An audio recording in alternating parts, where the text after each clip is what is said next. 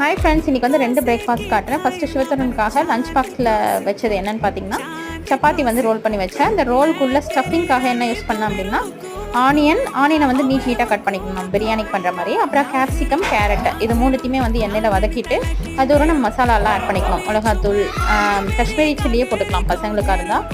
மிளகாத்தூள், தனியாத்தூள், அப்புறம் கரம் மசாலா போட்டு நல்லா வதக்கிட்டு அதை ஸ்டஃபிங் மாதிரி வச்சு ரோல் பண்ணி அதை நான் அவனுக்கு கட் பண்ணி கொடுத்தேன்.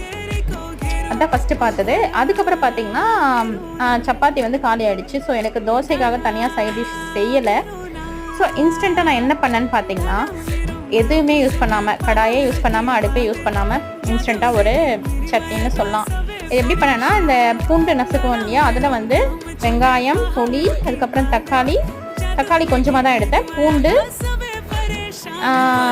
காஞ்ச மிளகா இதை போட்டு நல்லா இடிச்சிட்டு அதையே வச்சு சாப்பிட்டாச்சு. ரொம்ப நல்லா இருந்துச்சு. நீங்களும் ட்ரை பண்ணி பாருங்கள்.